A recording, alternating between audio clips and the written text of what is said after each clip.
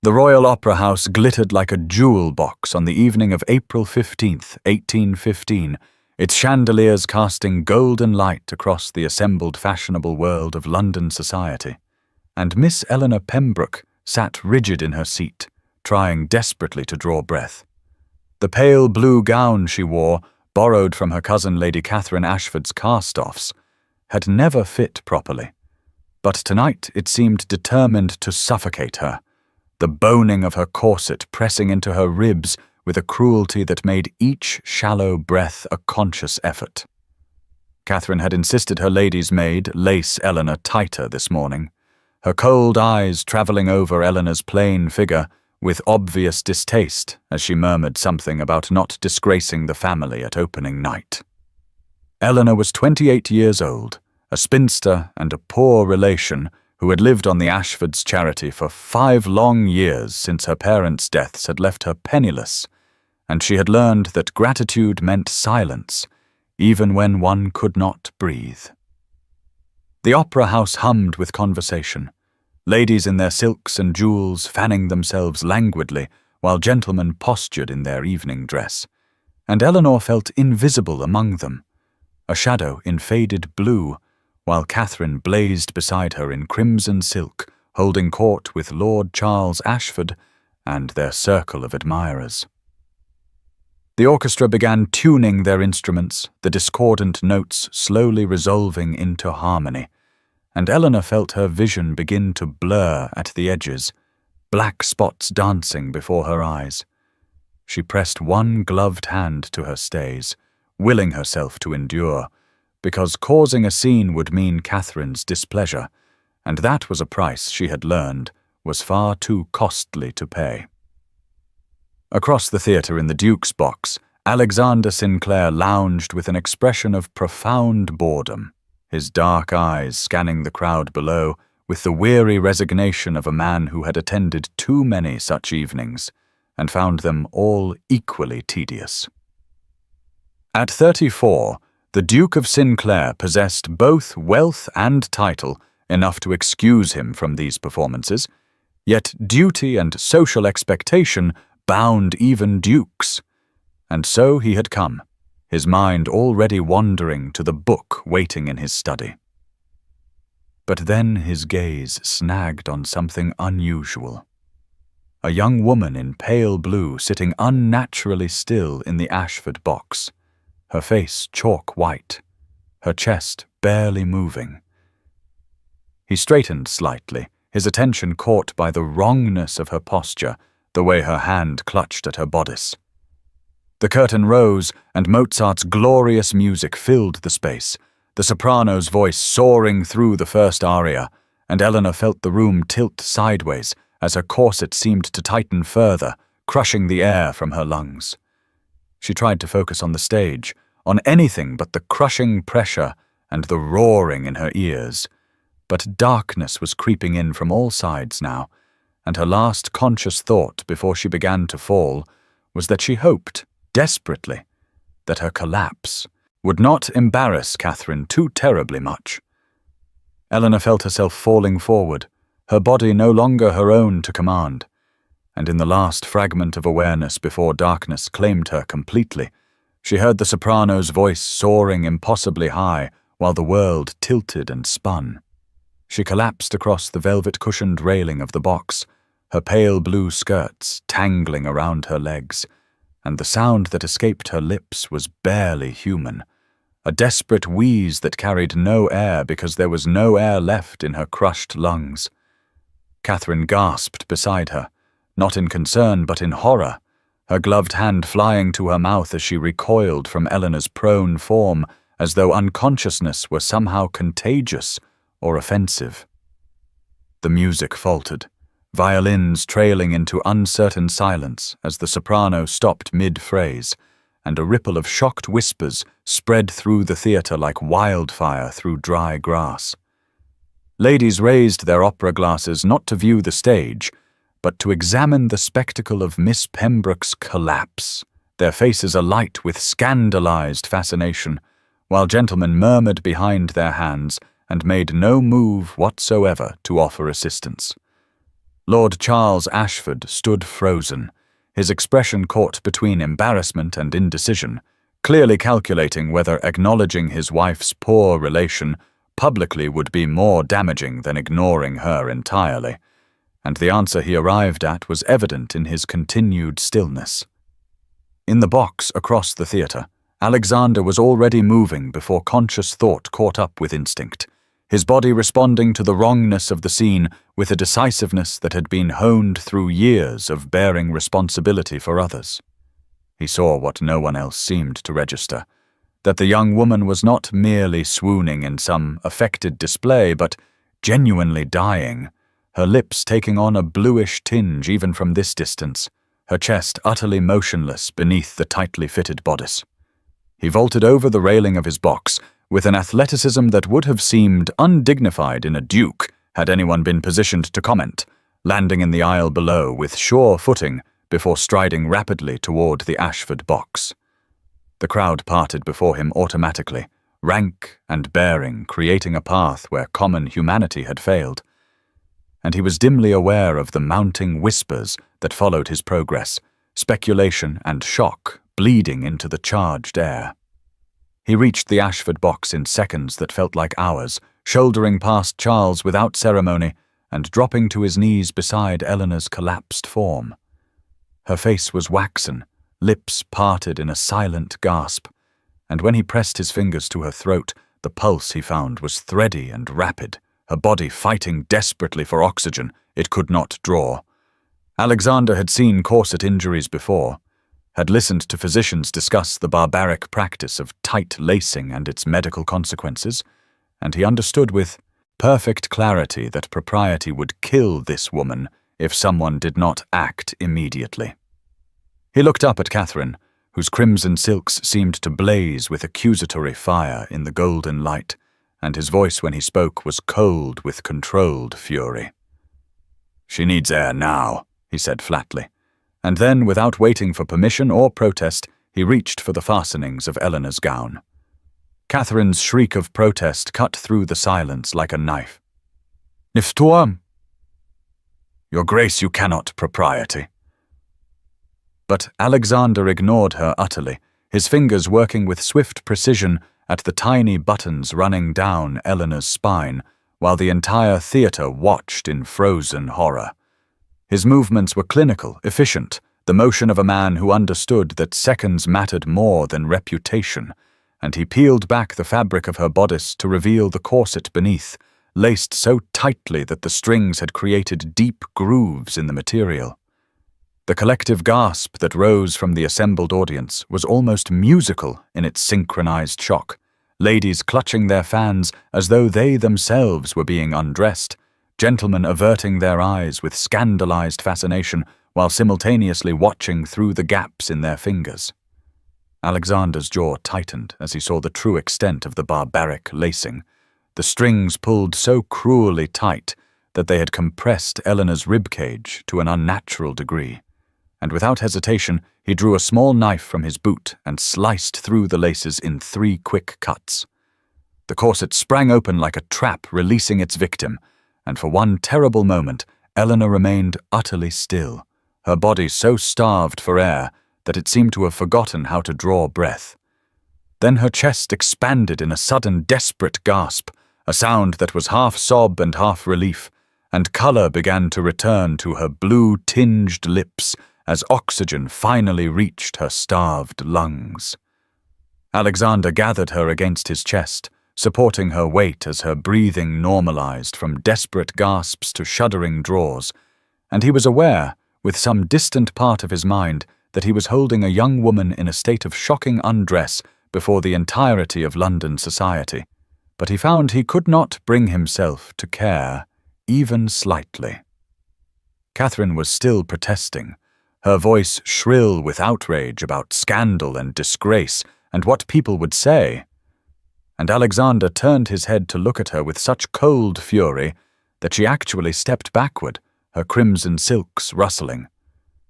"This woman nearly died because vanity demanded she be laced into a prison," he said, his voice carrying clearly through the silent theatre.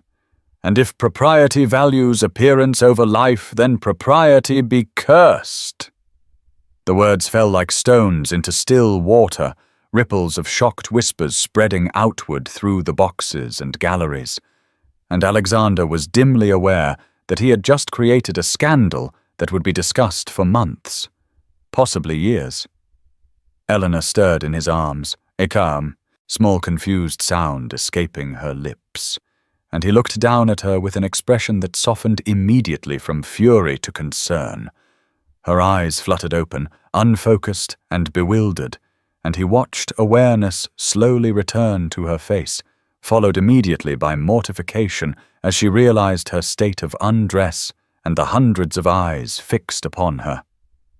"Easy," he murmured, his voice low and meant only for her. "You are safe now. Just breathe." Around them the theatre remained frozen in tableau, the stage abandoned, the musicians clutching their instruments uncertainly. And in that moment, Alexander Sinclair made a decision that would alter the course of 2 lives, his hand tightening protectively around Eleanor's shoulders as he prepared to carry her from this place of judgment into something that might, with time and care, become salvation. And now's the time to stop and subscribe to our channel. If you enjoyed this video, don't forget to like it and drop a comment telling us where you're watching from. It's always amazing to see how far these tales travel across the world. Now let's continue. Eleanor's eyes focused slowly, the golden glow of the chandelier above fragmenting into shards of light that gradually resolved into the faces staring down at her.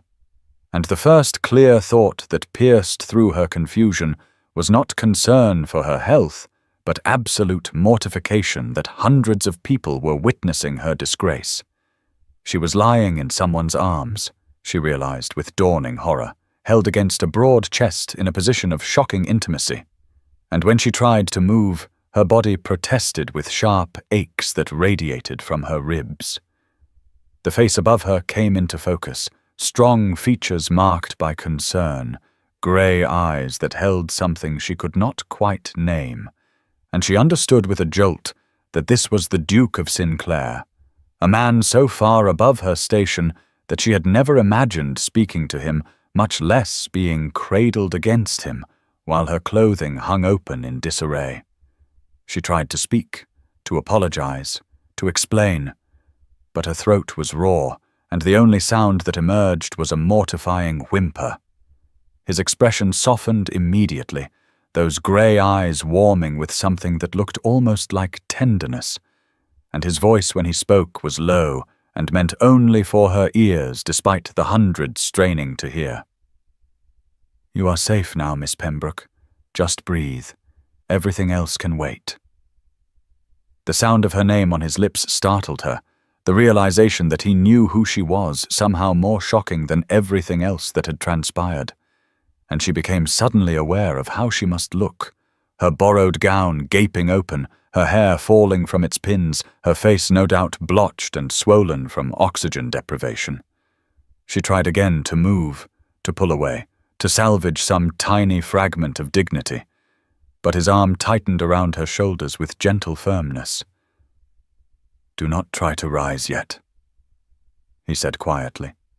"Your body needs time to recover." Around them, the theatre remained suspended in stunned silence, shock having given way to avid fascination as society witnessed the impossible tableau of a duke cradling a nobody with protective tenderness.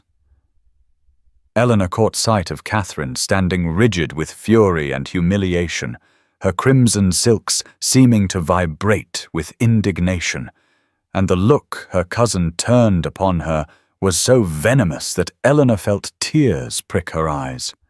Alexander followed her gaze and his jaw tightened, his free hand moving to shrug out of his evening coat, which he then draped carefully around Eleanor's shoulders, covering her exposed corset and disheveled bodice with fabric that smelled of bergamot and something clean and masculine. The gesture was so unexpected, so thoughtlessly kind, that Eleanor felt something crack open in her chest, emotion flooding through the fissure with painful intensity. "I am sorry," she managed to whisper, though whether she was apologizing to him or to Catherine or to the assembled masses she could not have said. Alexander looked down at her with an expression that held something fierce and protective. "You have nothing whatsoever to apologize for," he said firmly, and then, without asking permission or waiting for protest, he rose to his feet in one fluid motion, lifting her with him as though she weighed nothing at all. Eleanor gasped, her hands instinctively clutching at his shoulders for balance, and she heard the renewed buzz of shocked whispers cascade through the theatre as he turned toward the exit with her held securely in his arms. A voice called out from somewhere in the crowd, something about propriety and scandal, and Alexander ignored it utterly, his stride never faltering as he carried her down the steps from the Ashford box. She should protest, Eleanor thought distantly, should insist on walking, should do something to minimize the spectacle. But her body felt boneless and strange, ribs aching with every breath, and the solid strength of his arms felt like the first safety she had known in years. They reached the main corridor, and Alexander paused, his eyes scanning the milling crowd until they fixed on someone, and Eleanor turned her head to see Mrs. Martha Beaumont hurrying toward them, her kind face creased with concern. Mrs. Beaumont reached them slightly breathless, her hand going immediately to Eleanor's forehead. "The poor child," she said softly. "What have they done to you?" Alexander's voice when he addressed her was respectful but brooking no argument. "I am taking Miss Pembroke to my residence where my physician can attend her. Will you accompany us as chaperone?" Mrs. Beaumont did not hesitate even slightly. "Of course, Your Grace, absolutely." Behind them, Catherine's voice rang out sharp with panic and fury, calling Eleanor's name, demanding she return at once. But Alexander simply shifted his grip and continued toward the exit, carrying Eleanor away from judgment into something that felt impossibly like rescue. The Sinclair house on. Berkeley Square stood elegant and imposing in the lamplight as Alexander's carriage drew to a halt before its entrance, and Eleanor found herself carried up the marble steps, still wrapped in the Duke's evening coat, while Mrs. Beaumont followed close behind, with worried hands fluttering near Eleanor's pale face. The entry hall blazed with light from a crystal chandelier that cast dancing shadows across walls lined with portraits of Sinclair ancestors, who seemed to gaze down with austere judgment upon the disheveled young woman being transported through their domain, and Eleanor felt mortification wash over her again as liveried servants appeared from doorways with expressions of carefully controlled shock. Alexander issued quiet instructions to a tall man who materialized at his elbow, his voice calm and authoritative as he requested that Dr. Harrison be summoned immediately and that tea be prepared, and then he was carrying Eleanor through a doorway into a room that smelled of leather and old paper and wood smoke. The study wrapped around her like an embrace, all dark paneling and floor-to-ceiling bookshelves crammed with volumes whose gilt titles caught the firelight, and Alexander lowered her with surprising gentleness onto a deep leather sofa positioned near the hearth where flames crackled with welcoming warmth. Mrs. Beaumont was there instantly, tucking cushions behind Eleanor's back and fussing with the coat still draped around her shoulders, and Eleanor caught sight of herself in the mirror above the mantelpiece, hair hanging in tangled strands, face blotched and swollen, the borrowed pale blue gown gaping open beneath Alexander's black coat. She looked away quickly, humiliation burning in her throat, and became aware that Alexander had knelt beside the sofa, those grey eyes studying her face with an intensity that made her want to hide. "How are you feeling, Miss Pembroke?" he asked quietly, and there was something in his voice that suggested he actually cared about the answer rather than asking from mere politeness. Eleanor opened her mouth to say she was fine, to apologize again, to beg his pardon for the terrible inconvenience, but what emerged instead was a shaking whisper. "My ribs hurt terribly." Alexander's expression darkened, and he glanced toward Mrs. Beaumont, who had settled into a nearby chair. "The lacing," he said grimly. "It was tight enough to crack bone. I have never seen anything so barbaric." Mrs. Beaumont made a small, distressed sound and reached forward to pat Eleanor's hand. "The poor dear has been living with Lady Catherine Ashford these past 5 years as a poor relation," she said softly, and there was something in her tone that conveyed worlds of meaning in those few words. Eleanor saw understanding flash across Alexander's face, followed by something that looked remarkably like anger, and she wanted to protest that it was not so terrible, that Catherine had provided her a home when she had nowhere else to go, but the words died unspoken because they would have been lies. A servant appeared bearing a tea tray which Mrs. Beaumont took charge of with capable efficiency, and Eleanor accepted the delicate cup with trembling hands, the warmth seeping into her cold fingers while the fragrant liquid soothed her raw throat. Alexander had risen and now stood with one arm resting on the mantelpiece, firelight playing across features that seemed carved from granite, and when he spoke his voice was measured, but she could hear fury simmering beneath the surface. "Tell me, Miss Pembroke," he said quietly, "was tonight's lacing unusual, or is this how you are always dressed?" Eleanor stared into her teacup, shame washing over her in waves. "Catherine's maid always laces me tightly," she whispered, but tonight was worse than usual because the gown was too small and Catherine said it had to fit properly.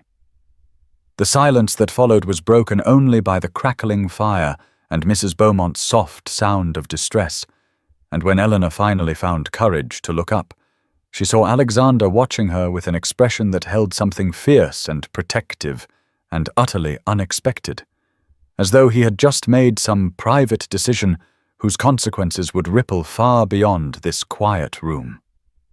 Eleanor woke in the narrow attic room that had been her home for 5 years, to grey morning light filtering through a single small window, and for one blessed moment she could not remember why her ribs ached so terribly, or why dread pooled heavy in her stomach.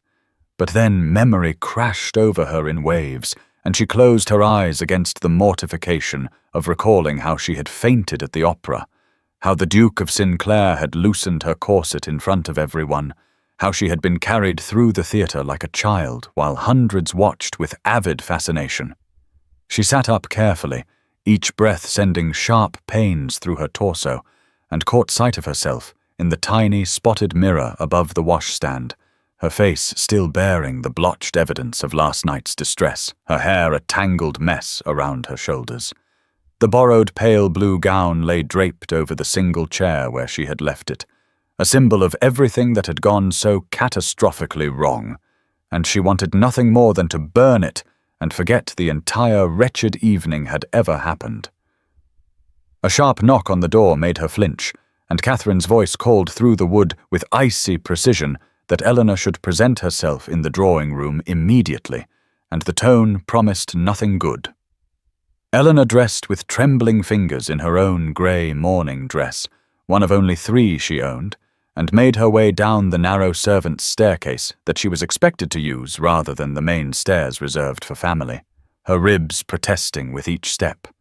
Catherine was standing by the window when Eleanor entered the drawing-room, sunlight streaming through the glass to illuminate the newspaper clutched in her hands, and when she turned, her expression was a mask of fury barely contained beneath a veneer of propriety. "Do you have any idea what you have done?" Catherine asked in a voice like winter frost. "Any comprehension of the scandal you have brought upon this household?" Eleanor opened her mouth to apologize, but Catherine continued without pause, advancing across the room to thrust the newspaper toward her with a shaking hand. The Morning Chronicle had devoted half a column to the previous evening's spectacle, the writer's prose dripping with innuendo as it described how Miss Eleanor P., poor relation to Lady C., had caused such a scene at the opera that the Duke of S. had been moved to personally attend her, loosening her clothing in full view of society, in what could only be described as the most shocking breach of propriety witnessed this season. The words seemed to blur on the page as Eleanor read, each sentence more damning than the last, and she could feel Catherine's rage radiating across the space between them like physical heat. "You have made us the laughingstock of London," Catherine hissed. "You with your weakness and your fainting spells, and your inability to conduct yourself with even basic dignity. I should never have taken you in when your parents died, never allowed you under my roof." Eleanor felt something crack inside her chest, the familiar pain of knowing she was unwanted, of being reminded again that she existed on sufferance and charity, and she looked down at the newspaper to hide the tears that burned behind her eyes. "I am sorry," she whispered. "I did not mean to cause trouble. The corset was so tight and I could not breathe." Catherine's laugh was sharp and cruel. "The corset was no tighter than any decent woman wears," she snapped. "But you have always been delicate and useless, unable to bear what others manage perfectly well, and now you have cost us our reputation and my standing in society." A voice from the doorway interrupted, Charles Ashford clearing his throat with obvious discomfort, and Eleanor looked up to see him holding another newspaper with an expression torn between concern and irritation. "Catherine," he said carefully, "the Duke of Sinclair is here to call on Miss Pembroke. He is waiting in the front parlour with flowers." The silence that followed was absolute, Catherine's face going through a remarkable transformation from rage to shock to calculation in the space of seconds, and Eleanor felt her heart begin to pound with something between hope and terror as she realized that Alexander had come, that he had not dismissed last night as merely an unfortunate incident requiring a duke's brief intervention, that for reasons she could not begin to fathom, he had sought her out in the cold light of morning with white roses clutched in his hand. The afternoon of April 18th arrived with spring sunshine streaming through the windows of the Ashford drawing-room, where Eleanor sat perched on the edge of a chair, wearing her simple grey day dress, the same worn garment she always wore when going out because she owned nothing finer, and her fingers twisted nervously in her lap as Catherine paced before the fireplace with barely concealed fury at the fact that the Duke of Sinclair had not only called twice in the past 2 days, but had now sent word requesting permission to take Miss Pembroke driving in Hyde Park. Charles had granted permission immediately, far too conscious of the Duke's rank to refuse, and Catherine had been forced to watch helplessly as Eleanor prepared to spend the afternoon in the company of London's most eligible bachelor, though she had insisted with vicious precision that Mrs. Beaumont must accompany them as chaperone, and that Eleanor was not to embarrass the family any further with weakness or improper behaviour. When Alexander's carriage arrived precisely at 2 in the afternoon, Eleanor descended the front steps with trembling knees, intensely aware of the fine weather and the fashionable crowds who would be parading through the park, and she found Alexander waiting beside an open barouche drawn by matched grey horses, his tall figure elegant in a dark blue coat, and his expression warming as he caught sight of her. Mrs. Beaumont settled herself on the rear-facing seat, with a kind smile that suggested she intended to be the most discreet chaperone in London, and Alexander handed Eleanor up into the carriage with a touch that sent warmth flooding through her, despite the careful correctness of his manner. The park was magnificent, with spring blossoms weighing down the branches of trees that lined the paths and creating canopies of white and pink against the brilliant sky, and Eleanor found herself acutely conscious of the other carriages passing theirs, of the mounted riders who slowed their horses to stare, of the whispers and pointed fingers that followed their progress along Rotten Row. "I hope you have recovered from your ordeal, Miss Pembroke," Alexander said quietly, once they had cleared the park gates, and there was genuine concern in his voice that made Eleanor's careful composure waver. "I am much better. Thank you, Your Grace," she replied carefully, "and I must apologize again for the terrible scene I caused. You have been so kind, and I fear I have repaid your assistance by damaging your reputation as well as my own." Alexander's expression shifted to something almost like amusement mixed with exasperation, and he turned in the seat to face her more directly. "Miss Pembroke," he said with unexpected firmness, "you have nothing for which to apologize. You nearly died because society has decided that women should be constrained to the point of suffocation in the name of fashion, and I will not hear you take blame for the cruelty of others." The words landed between them like stones dropped into still water, and Eleanor stared at him in confusion, because gentlemen simply did not speak this way, did not challenge the established order or suggest that fashion itself might be at fault, rather than female weakness. "I notice you are reading," Alexander continued with a gesture toward the small volume Eleanor had brought. "May I ask what has captured your attention?" Eleanor glanced down at the book in her lap, a borrowed copy of Wordsworth's poems that Mrs. Beaumont had lent her, and felt heat rise in her cheeks. "Just poetry, Your Grace," she murmured, nothing of consequence. Alexander's eyebrow rose in a manner that suggested he found her dismissal unconvincing. "Wordsworth is hardly inconsequential," he said mildly. "I am particularly fond of his observations on nature and memory. Do you have a favorite among his works?" And just like that they were talking, truly talking, as the carriage rolled through the park and the spring afternoon unfolded around them like a blessing, and Eleanor felt something locked tight inside her chest begin very slowly to unfold. The evening of April 22nd arrived with Eleanor standing before the mirror in Mrs. Beaumont's guest room, wearing a gown that actually fit her properly for the first time in years, a dress of soft rose silk that Martha had insisted on lending her, and as she studied her reflection, Eleanor barely recognized the woman looking back, because the color brought warmth to her complexion, and the proper fit showed that her figure, though slight, was not entirely without grace. Alexander had sent a note that morning inviting her to a small dinner party at Sinclair House. Just 8 guests, he had written. "People I think you will find interesting." And Eleanor had felt equal parts anticipation and terror at the prospect of meeting his friends, of being seen in company with him in a more intimate setting than a carriage ride through the park.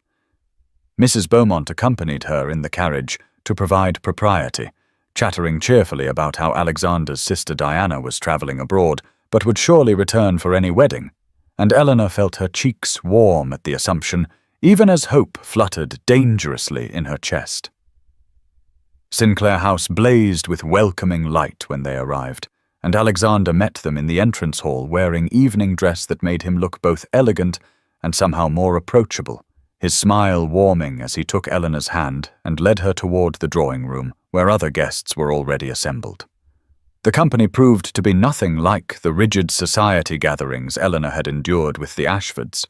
Instead, Alexander introduced her to a mix of intellectuals and reformers, including a lady writer who published essays on women's education, a member of Parliament known for his progressive views, a physician who lectured at the Royal College, and their spouses who were equally unconventional and welcoming.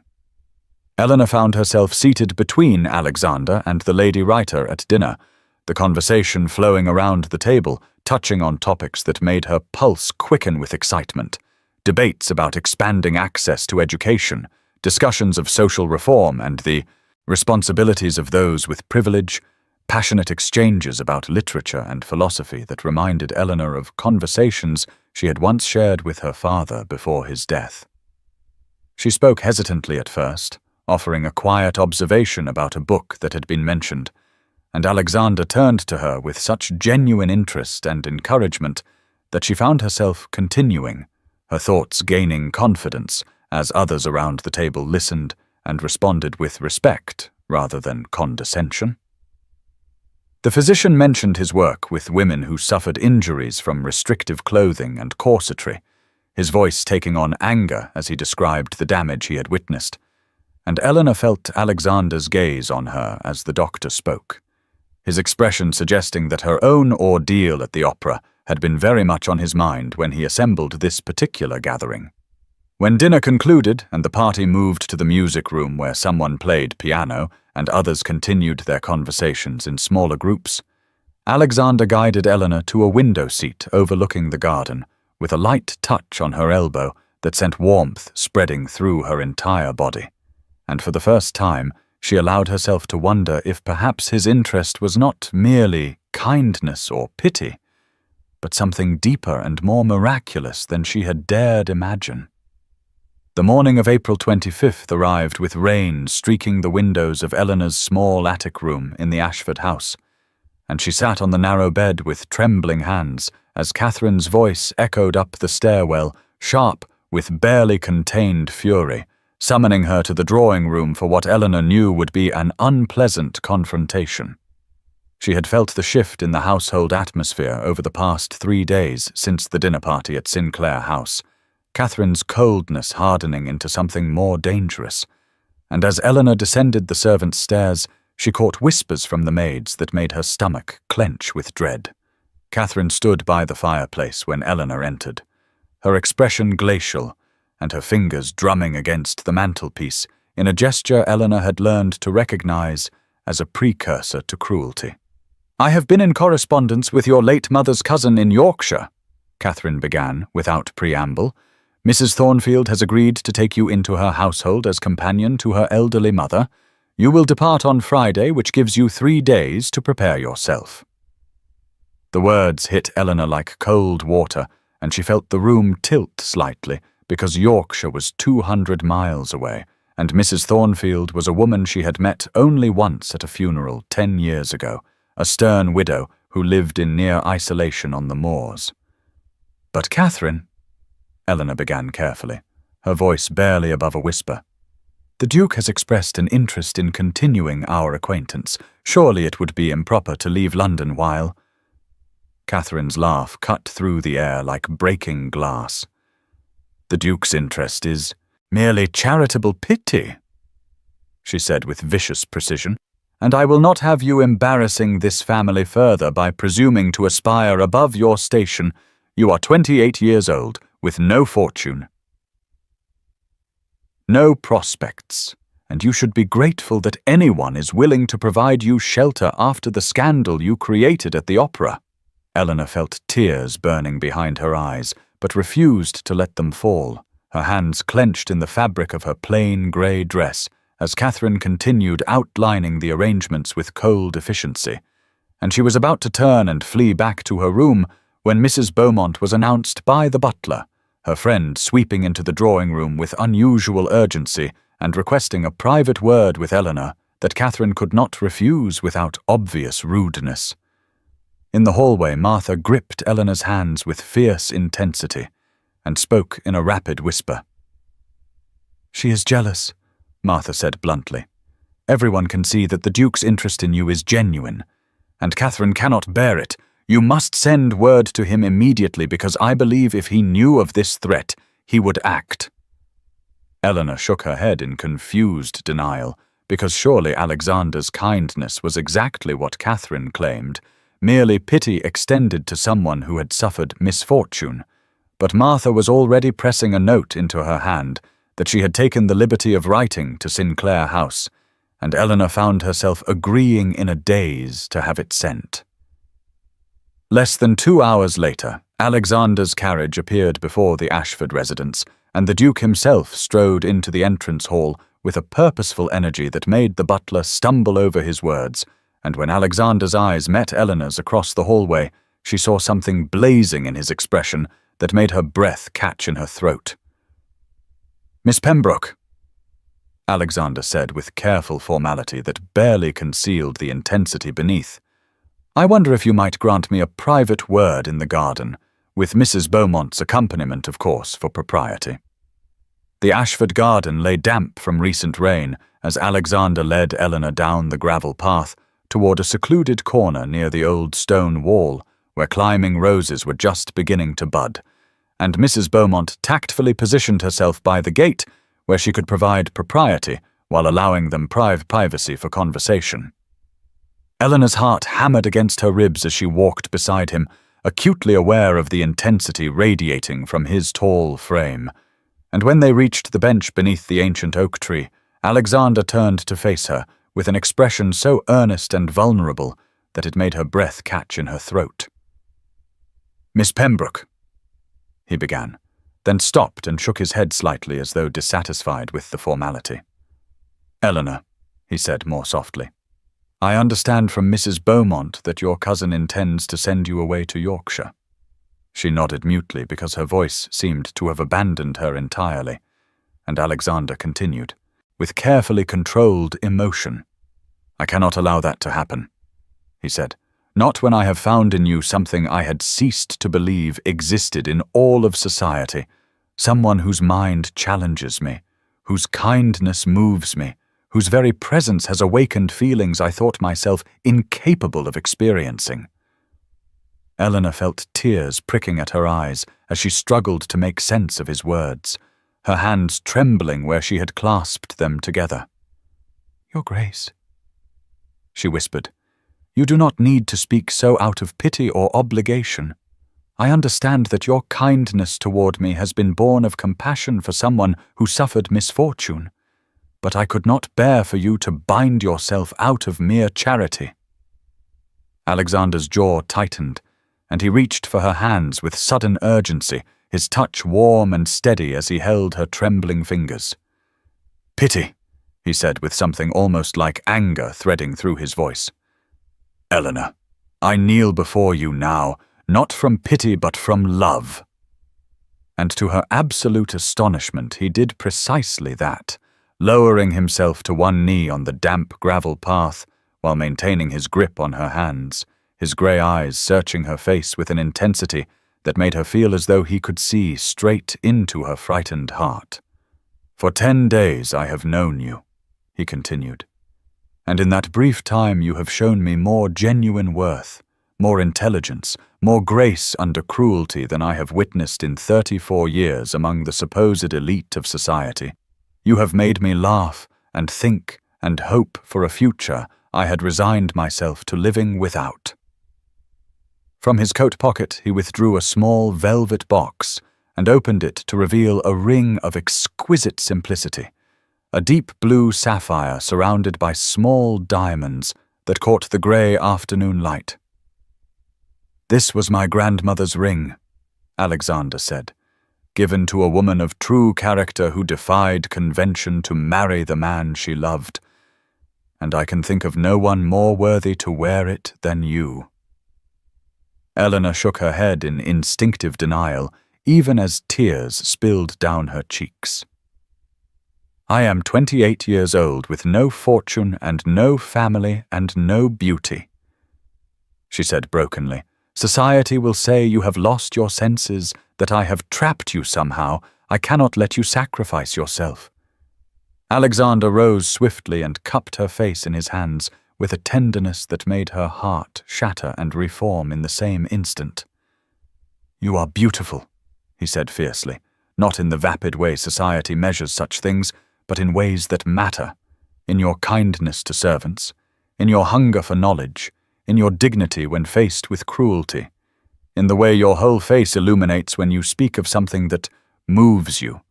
And as for sacrifice, the only sacrifice would be living without you now that I have found you. Will you marry me, Eleanor? Will you become my Duchess and my partner and the person I come home to every evening for the rest of my life? She could not speak past the tightness in her throat, so she simply nodded. And Alexander's face transformed with a joy so pure it took her breath away as he slipped the sapphire ring onto her finger and then, with infinite gentleness, leaned forward to press his lips to hers in a kiss that was brief and tender and tasted of promise and rain and the beginning of everything. They walked back toward the house together with Eleanor's hand tucked into the crook of Alexander's arm, and the sapphire ring catching the fading afternoon light like a small star on her finger. And though her heart still raced with the unreality of what had just occurred, she felt a fierce determination rising within her as they approached the entrance where they both knew Catherine awaited. Alexander paused at the door and looked down at her with an expression that mingled tenderness with something harder and more protective. "I will not allow her to speak to you with cruelty," he said quietly. "You are my betrothed now, and any insult to you is an insult to me, and to my house, do you understand?" Eleanor nodded mutely because speaking seemed impossible, past the emotion swelling in her throat. And then Alexander was opening the door and leading her through the entrance hall toward the drawing room where voices could be heard, Catherine's sharp tones rising above her husband's lower rumble. The moment they entered the room, Catherine's words died mid-sentence as her gaze dropped immediately to Eleanor's hand, where the unmistakable gleam of the Sinclair sapphire blazed against her pale skin. And for a long, frozen moment, no one spoke as the full implication settled over the room like falling snow. "Lord Ashford," Alexander said with perfect formality, though his voice carried an edge of steel that Eleanor had never heard before, "I am come to inform you that Miss Pembroke has done me the extraordinary honor of accepting my hand in marriage, and I trust we have your blessing and congratulations." Charles Ashford rose hastily from his chair, his expression cycling through shock and confusion before settling into something that resembled grudging pleasure, because refusing to congratulate a duke was unthinkable, regardless of personal feelings, and he crossed the room with hand extended to offer stiff felicitations, while Catherine remained frozen by the window. "How?" Catherine finally managed, and the single word dripped with venom and disbelief as her eyes fixed on Eleanor with something approaching hatred. "How did you manage this? What lies did you tell him about your circumstances? What manipulations?" Alexander's entire posture changed in an instant, his frame seeming to grow taller and colder as he turned the full weight of his rank and authority toward Catherine in a way that made even Charles step back slightly. "Lady Ashford," Alexander said with icy precision, "I will allow you this single opportunity to reconsider both your words and your tone. My betrothed is a woman of exceptional character who has endured mistreatment in this house with a grace and dignity that speaks to her. True, Worth, and I suggest you govern yourself accordingly." Catherine's face flushed an ugly red, but she pressed her lips together in furious silence, and Alexander continued with calm authority that brooked no argument. "Miss Pembroke will be removing her possessions from your residence this evening and will reside with Mrs. Beaumont until our wedding, which will take place on May 17th. You will, of course, receive an invitation, though I trust you will understand if we keep the gathering intimate." Eleanor felt tears pricking at her eyes, but whether from relief or lingering shock she could not say. And when Alexander glanced down at her with such obvious concern and affection that it made Catherine's jaw tighten, she found herself standing straighter and meeting her cousin's gaze with newfound courage. Within the hour, Alexander's footman had collected Eleanor's few belongings from the attic room that had been her prison for 5 years, and as she walked out of the Ashford house for the last time, with Alexander's hand steady at her back and the sapphire ring warm on her finger, she did not look back, even once. Eleanor woke the next morning in Mrs. Beaumont's guest room, feeling as though the previous evening had been some fever dream conjured by desperate longing, until she lifted her left hand and saw the sapphire ring gleaming against her finger in the pale April sunlight streaming through the lace curtains.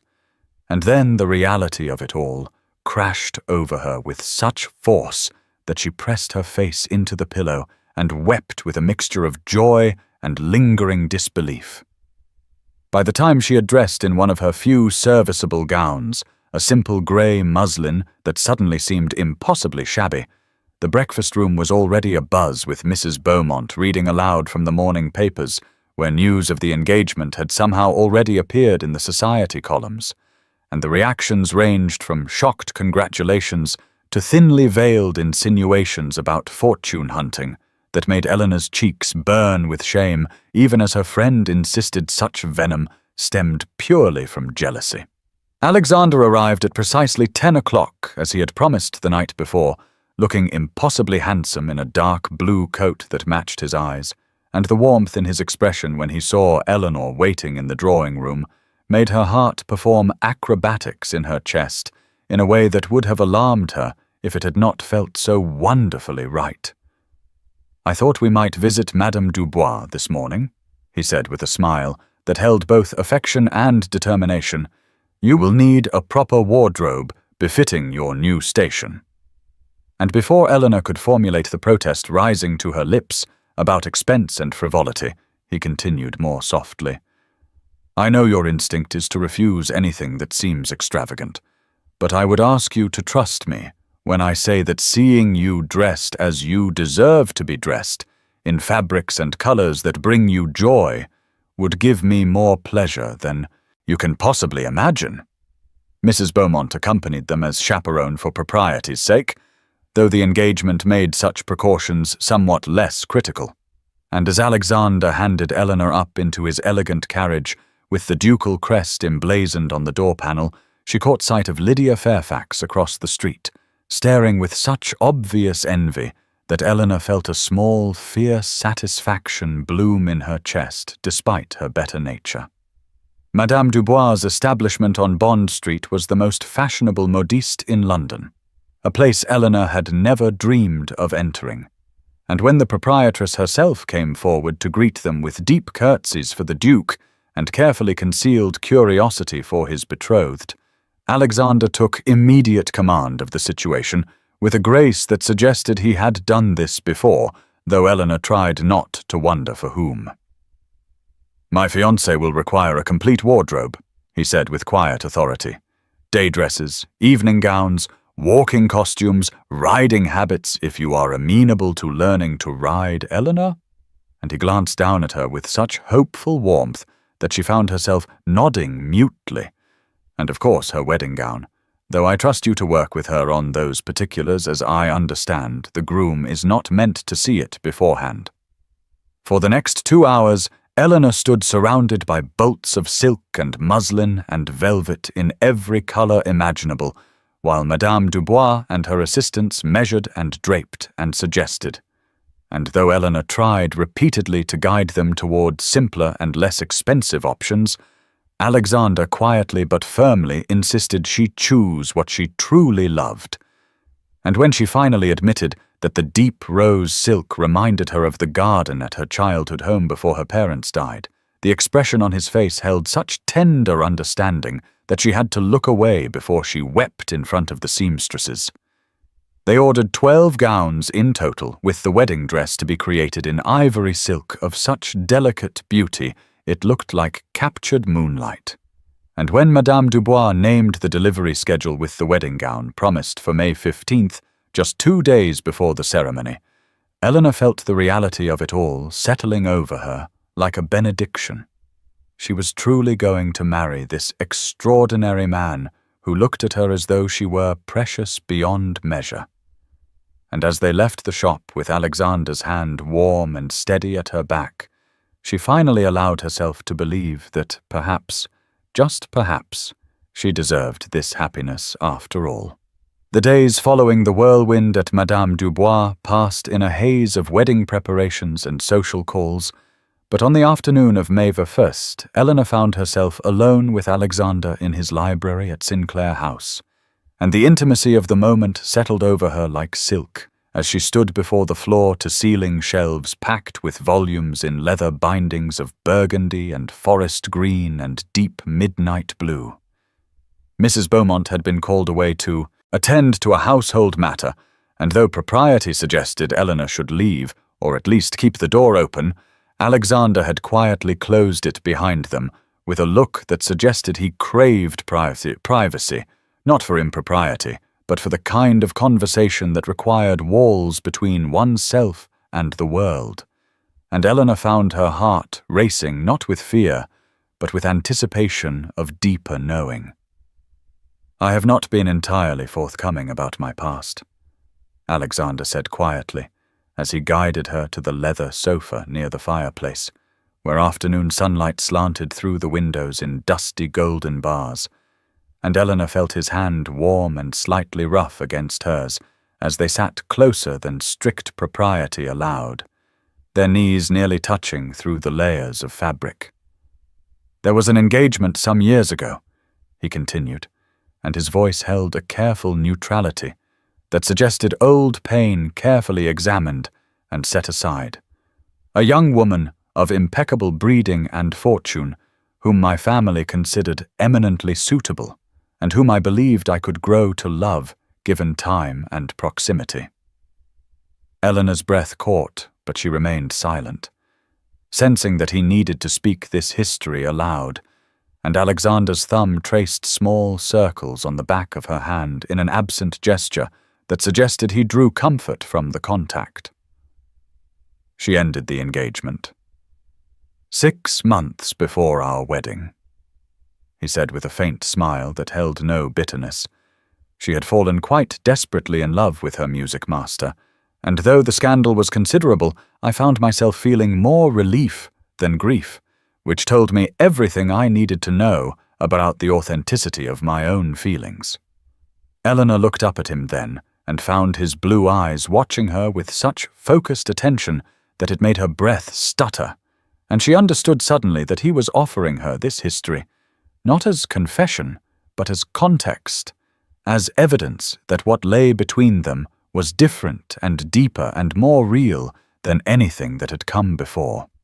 "My parents died when I was 20, Eleanor heard herself saying, though she had not planned to speak.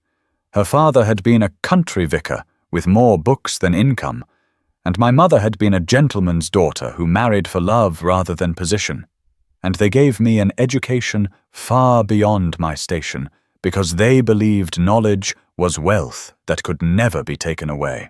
Alexander's hand tightened on hers, and his other hand came up to cup her cheek with such tenderness that tears pricked at Eleanor's eyes, and she continued speaking past the tightness in her throat about how the fever had taken them both within a week, and how Catherine had been her only living relation, and had taken her in, not from kindness but from duty, and how the 8 years since had been a slow erosion of self until that night at the opera when everything had changed. "You are the bravest person I have ever known," Alexander said with quiet ferocity, "to have endured such diminishment and still retained your essential self, your intelligence and compassion and dignity. Eleanor, you humble me." She shook her head mutely because his words seemed impossibly generous, but Alexander leaned forward until their foreheads touched, and the gesture felt more intimate than any kiss. And in the library, surrounded by books with the May afternoon golden around them, Eleanor finally allowed herself to believe that she was not simply being rescued, but genuinely loved, not for what she might become, but for exactly who she already was. Lady Harrington's ballroom on the evening of May the 7th glowed with the light of 1,000 candles reflected in gilt mirrors that lined the walls, and Eleanor stood at the top of the grand staircase with her hand resting lightly on Alexander's arm, feeling her heart pound with a mixture of terror and determination as the majordomo announced in ringing tones the Duke of Sinclair and Miss Eleanor Pembroke, and the collective gaze of London society turned toward them with curiosity and judgment written in equal measure across their elegant faces. Eleanor wore the new emerald-green silk gown that Madame Dubois had delivered that morning, cut in a style that flattered her figure without the punishing strictures she had endured at the opera, and the sapphire engagement ring caught the candlelight with flashes of brilliant blue fire that seemed to announce her changed circumstances to anyone who looked at her left hand. Alexander looked down at her with such obvious pride and affection that Eleanor felt some of her anxiety ease even as they descended the stairs into the throng of guests, and she could feel his strength and steadiness flowing into her through the point where his hand covered hers on his sleeve, an anchor in the storm of scrutiny that awaited them below.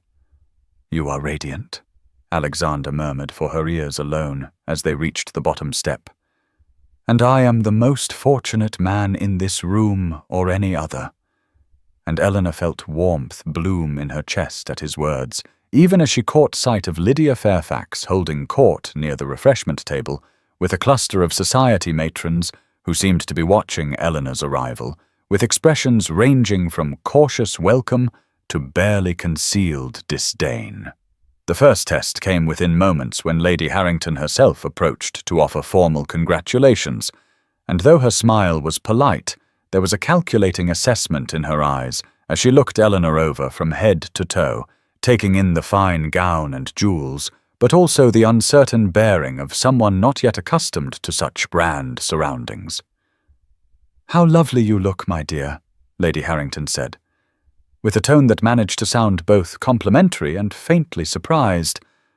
"I do hope you are recovering from your unfortunate incident at the opera. Such a dreadful business, but how fortunate that His Grace was present to render assistance." Eleanor felt the barb beneath the pleasantries, but before she could formulate a response, Alexander spoke with cool authority. Fortune had nothing to do with it. "Lady Harrington, I consider it providence that I was in a position to help Miss Pembroke when others were too paralyzed by false propriety to act, and I find that a person's character is best judged by their conduct in crisis rather than by their adherence to social niceties that value reputation over human life." The rebuke was subtle but unmistakable, and Lady Harrington's smile became slightly fixed as she inclined her head and moved away. And Eleanor looked up at Alexander with gratitude and growing confidence as they moved deeper into the ballroom, where other guests approached to offer congratulations or simply to stare. When the orchestra struck up a waltz, Alexander turned to Eleanor with a smile that held both invitation and challenge. "May I have the honor?" he said formally, though his eyes were warm with private affection, and Eleanor nodded mutely as he led her onto the dance floor, where the scandalous intimacy of the waltz would put them on display for every gossip in the room, his hand warm at her waist and his eyes never leaving hers as they moved together through the turns and swirls of the dance.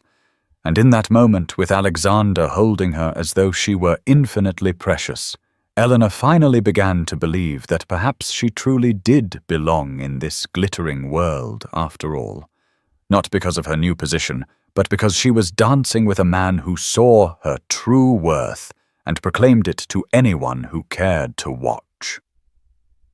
The journey to Sinclair Park on the afternoon of May chapter 10th took them through countryside that was lush with late spring growth, the hedgerows thick with white hawthorn blossoms, and the fields beyond painted in shades of emerald and gold. And Eleanor sat beside Alexander in his open carriage, feeling the warm breeze play across her face and lift the ribbons of her bonnet as they left London's smoke and noise behind for the rolling peace of the Hertfordshire landscape. This was the first time they had travelled together beyond the confines of the city, and there was a freedom in the open road that seemed to ease something in both of them, Alexander's shoulders losing their careful tension as he pointed out landmarks and estate boundaries with the enthusiasm of a man genuinely eager to share his world. And Eleanor found herself laughing at his stories of childhood adventures in these fields and woods, a playful side of him emerging that made him seem younger and less burdened by ducal responsibility. When the estate came into view, Eleanor's breath caught, because Sinclair Park was magnificent in a way that was both grand and somehow welcoming, the great house built of honey-coloured stone that glowed warm in the afternoon sunlight, with tall windows that reflected the sky and extensive gardens that spread out in formal terraces before giving way to more natural parkland dotted with ancient oaks and graceful willows. The staff had assembled to greet them, and Eleanor felt a flutter of nervousness as the carriage drew to a halt before the main entrance, but the housekeeper, Mrs. Reynolds, came forward with a warm smile that reached her eyes and a curtsy that was respectful without being obsequious, and she welcomed Eleanor with words that suggested genuine pleasure rather than mere duty. Alexander kept his hand at the small of Eleanor's back as they toured the house, a steady presence that helped ground her as she tried to take in the scale of what would soon be her home. The grand entrance hall with its marble floors and sweeping staircase, the formal drawing rooms and intimate parlours, the dining room that could seat 40 guests, And finally the library that made Eleanor stop in her tracks with a small gasp of wonder, because it was even more extensive than the one in London.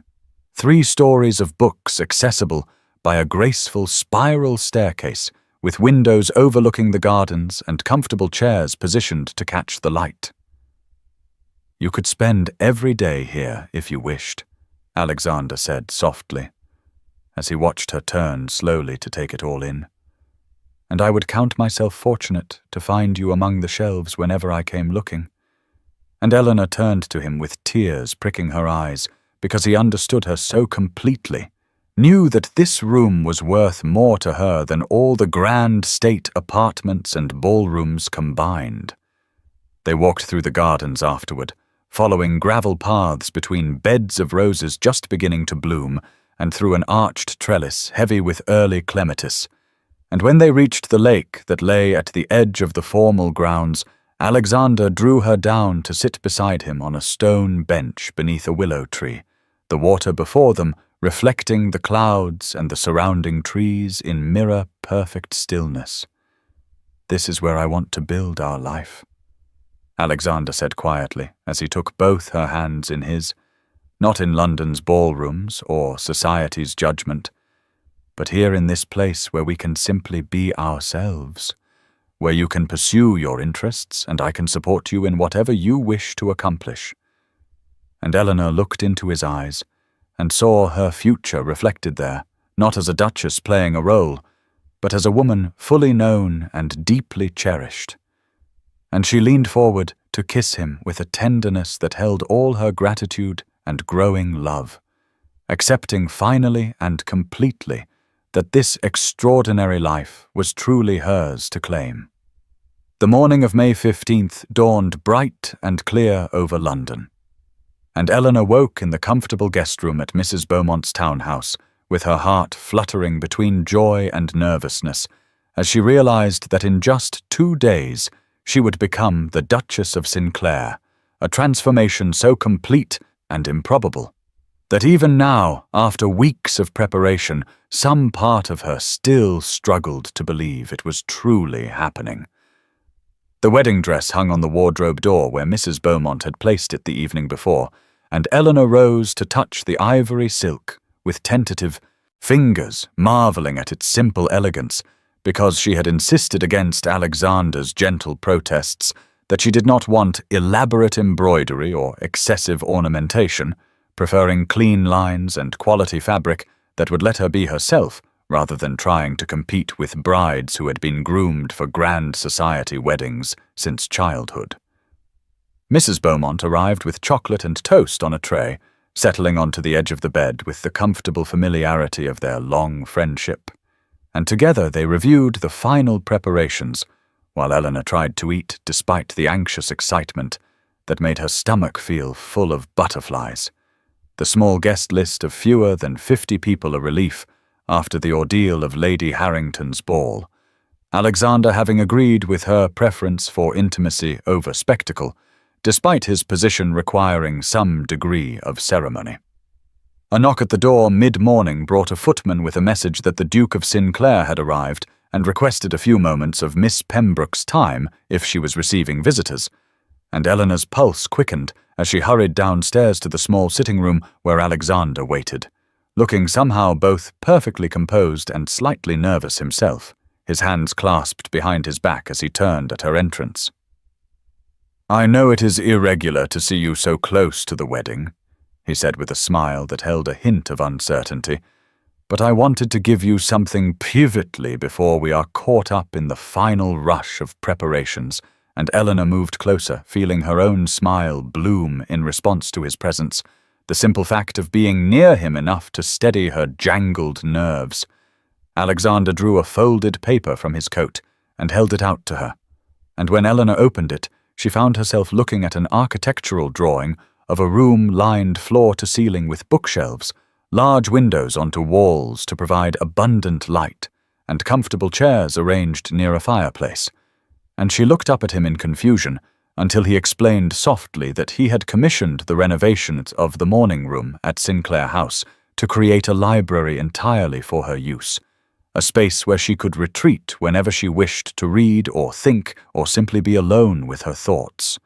The thoughtfulness of it, the clear evidence that he had been planning this gift for weeks while attending to all the other wedding preparations, broke through the last of Eleanor's composure, and she felt tears spill hot down her cheeks as she looked between the drawing and Alexander's anxious face. And when she could finally speak, her voice came out choked with emotion as she told him that no one in her entire life had ever given her something so perfectly suited to who she truly was. A gift that saw not the Duchess she was becoming, but the woman who had always found her greatest joy among books and ideas. Alexander stepped forward to gently wipe the tears from her cheeks with his thumbs, and he told her in a voice rough with his own emotion that he loved her not for what she would become, but for exactly who she already was, and that every day for the rest of their lives he intended to prove to her that she was cherished beyond measure. And Eleanor reached up to pull his face down to hers and kissed him with a fierce tenderness that held all her gratitude and wonder and growing certainty that somehow, against all probability, she had found not just love, but true partnership with a man who saw her completely. The morning of May 17th dawned with the sort of perfect spring clarity that seemed to bless important occasions, and Eleanor woke in the guest room at Mrs. Beaumont's townhouse, with her heart racing and her hands trembling as the full reality of what this day meant washed over her in waves of joy and disbelief and wonder, because in just a few hours she would stand before witnesses and become the Duchess of Sinclair, a transformation so complete that the terrified poor relation who had fainted at the opera barely more than a month ago seemed like a different person entirely. Mrs. Beaumont arrived with chocolate and warm rolls and helped Eleanor dress with gentle efficiency, fastening the ivory silk gown that fell in clean, elegant lines from the high waist and arranging Eleanor's dark hair in a simple style with just a few curls framing her face and a coronet of white roses that Alexander had sent that morning with a note that read, "Simply, I cannot wait to call you my wife." And when Eleanor finally looked at herself in the mirror, she saw not the plain, overlooked spinster she had been trained to see, but a woman radiant with happiness and worthy of the love that had so unexpectedly found her. The carriage ride to St. George's, Hanover Square, passed in a blur of London streets and Eleanor's nervous breathing, and when they arrived at the church, she was grateful for Mrs. Beaumont's steadying hand on her arm as they entered through the side door to wait in the small vestibule while the guests assembled, and through the partially open door, Eleanor could see the interior of the church with its soaring columns and the morning light streaming through tall windows to illuminate the space with a soft golden glow. The gathering was small, as she and Alexander had agreed upon, perhaps 40 people in the pews, mostly his close friends and a few of Eleanor's scattered acquaintances, and she noticed with a mixture of relief and bitter satisfaction that Lady Catherine Ashford was conspicuously absent, though Lord Charles sat in a rear pew looking uncomfortable in his finest coat, and the guests who were present included several of the reformist thinkers from Alexander's dinner party, along with his elderly aunt and various friends from his club who had proven supportive of the unconventional match. The music began, and Mrs. Beaumont squeezed Eleanor's hand once before releasing it and taking her place, and then Eleanor was walking alone down the aisle with her bouquet of white roses clutched in trembling fingers and her eyes fixed on the man who waited for her at the altar. And Alexander turned as she approached, and the expression on his face was so full of open emotion and joy and certainty that Eleanor felt tears prick her eyes, because no one had ever looked at her with such unguarded love before. He reached for her hand as she arrived beside him, and his fingers closed warm and steady around hers, and Eleanor looked up into his eyes and saw her entire future reflected there as the vicar began the ancient words of the marriage ceremony, his voice carrying through the hushed church with solemn authority as he spoke of the sacred bond being formed and the commitments being made before God and these witnesses. When it came time for the vows, Eleanor's voice shook only slightly as she repeated the words that bound her to Alexander, promising to love and honor and cherish him for all the days of her life.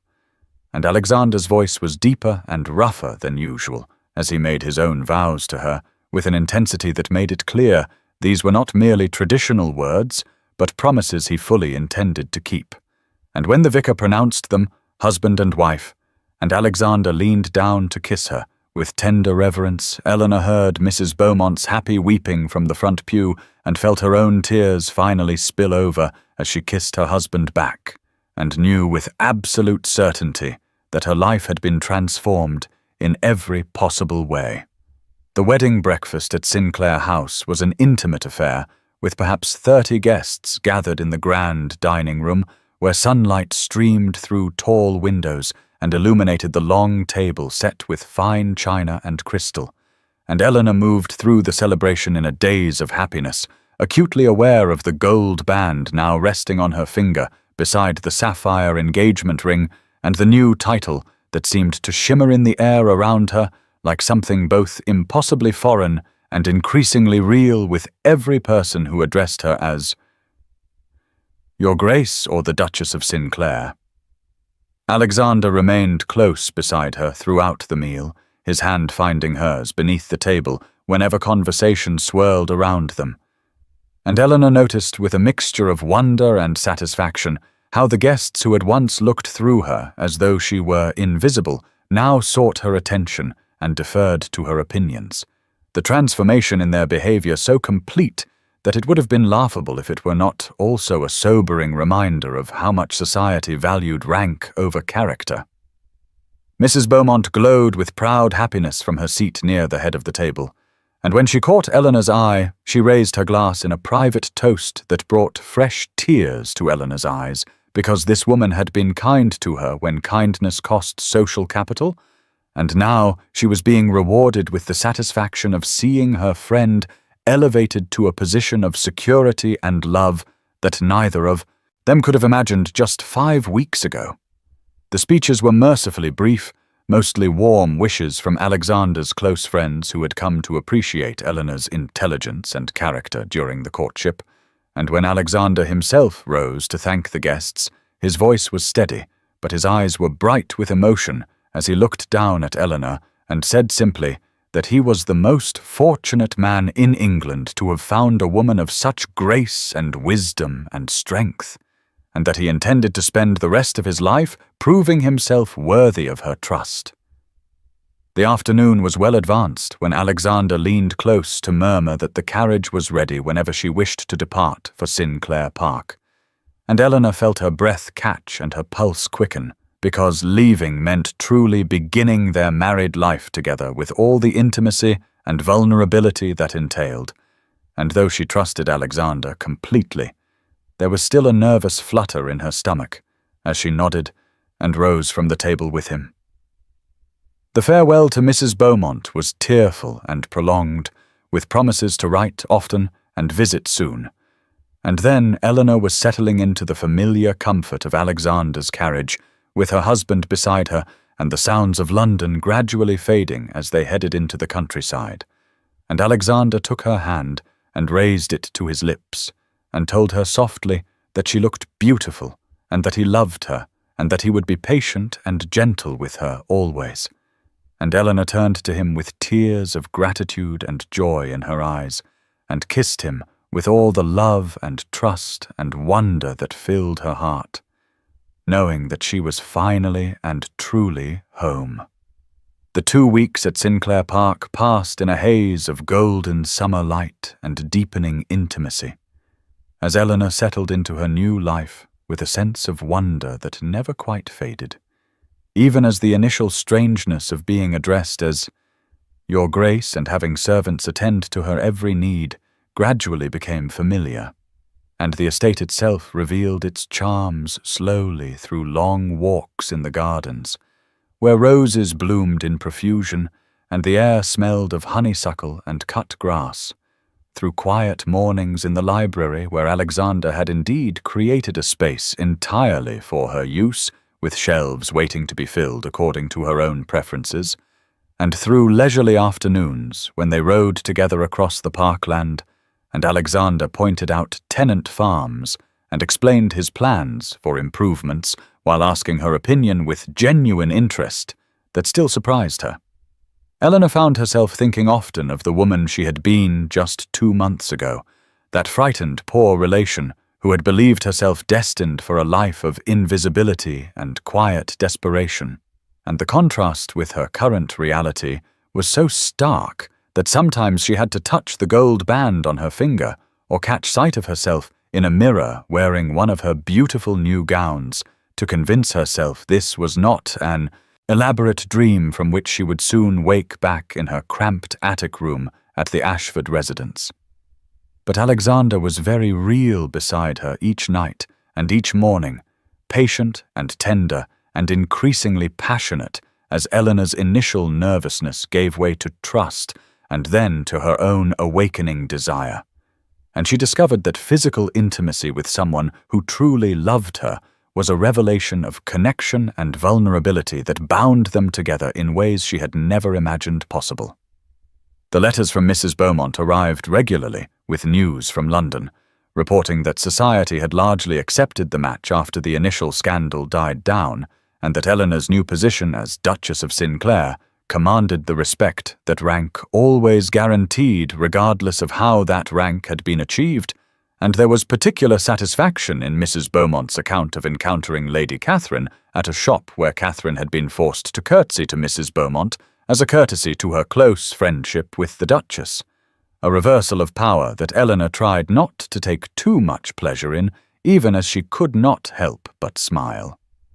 But more important than social triumph was the quiet domestic happiness Eleanor discovered in simply being with Alexander, learning his habits and preferences and moods, observing how he managed his estates with conscientiousness, and how he treated his servants with respect, and finding that he listened to her ideas with genuine consideration, especially when she tentatively mentioned her thought of establishing a small school for the daughters of tenant farmers and village families who currently had no access to education. Alexander's immediate enthusiasm for the project and his practical suggestions for how to implement it made Eleanor's heart swell with gratitude and love, because he was not merely indulging her as a wealthy man might humor his wife's charitable whims, but was genuinely partnering with her to create something meaningful. And within days, they had identified a suitable building in the village and begun making plans to hire a teacher and gather supplies. On their last evening before they were due to return to London for a brief visit, Eleanor and Alexander walked through the gardens in the long twilight of early summer, and Alexander pulled her close beneath an arbor heavy with climbing roses, and told her that these past weeks had been the happiest of his life. And Eleanor looked up at her husband with tears of joy in her eyes, and knew that she had finally found the home she had been seeking all her life, not in a place but in the heart of a man who saw her true worth and loved her not despite her past, but because of everything she was.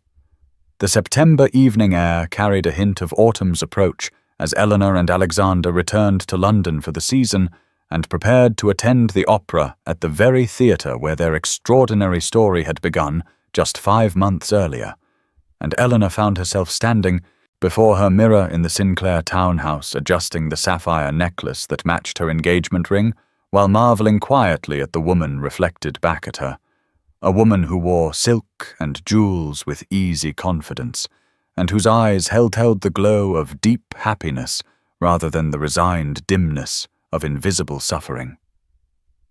Alexander appeared behind her in the mirror and placed his hands gently on her shoulders, asking if she was ready to face the place where she had nearly died, and where he had first truly seen her. And Eleanor nodded and turned to kiss him softly, before taking his arm and allowing him to lead her to the carriage that bore the ducal crest on its doors. The Royal Opera House was ablaze with light, and crowded with elegantly dressed members of society who parted respectfully as the Duke and Duchess of Sinclair made their way to the ducal box that had once held only Alexander, and now accommodated them both, along with Mrs. Beaumont as their honoured guest. And Eleanor could feel curious eyes upon her, but there was no longer any cruelty in those gazes, only the cautious respect that society always afforded to rank, and the grudging admiration that some offered to a woman who had risen so dramatically from obscurity. As they settled into their seats, Eleanor's gaze drifted across the theatre to the box where she had sat that terrible April night in borrowed blue silk, with her ribs compressed to the point of death, and she saw with a mixture of satisfaction and pity that Lady Catherine was seated there beside Lord Charles, her crimson gown and haughty posture unable to disguise the diminishment of her social position, now that she had lost the reflected glory of housing the Duchess of Sinclair and had gained instead the reputation of a woman who had mistreated a relation who proved more worthy than anyone had imagined. Catherine's eyes met Eleanor's for one brief moment across the crowded theatre, and Eleanor inclined her head in a gesture that was neither triumphant nor cruel, but simply acknowledged the vast distance that now separated their positions. And then she turned her attention back to Alexander, who was watching her with love and pride, and who took her hand as the lights dimmed and the music began. The opera was beautiful, and Eleanor lost herself in the performance, no longer struggling to breathe or wishing herself invisible, but instead sitting beside her husband in perfect comfort and security. And when intermission arrived and they stepped out into the corridor, she was greeted with respectful curtsies and warm congratulations on the school she had established for tenant farmers' daughters, a project that had already attracted notice and admiration from reformist circles in London. Walking through those same halls where she had once been carried unconscious and dishevelled in Alexander's arms, Eleanor reflected on the strange mercy of fate that had brought her to the very edge of death in order to deliver her into a life more full and purposeful than any she had dared imagine. And she thought of all the women who even now sat in similar positions of powerlessness and invisibility, and she resolved to use her new position to advocate for those whom society overlooked, just as she had once been overlooked. As the evening drew to a close and she and Alexander prepared to depart, Eleanor paused at the top of the grand staircase and looked back at the glittering theatre where her life had irrevocably changed. And Alexander leaned close to whisper that he loved her and that he thanked heaven daily for the chance that had brought her into his life. And Eleanor smiled and took his arm and stepped forward into the night, knowing that her story was proof that transformation is always possible, that true worth will ultimately be recognized by those with eyes to see it, and that it is never too late for a new beginning when love and courage align to rewrite what seemed an unchangeable fate.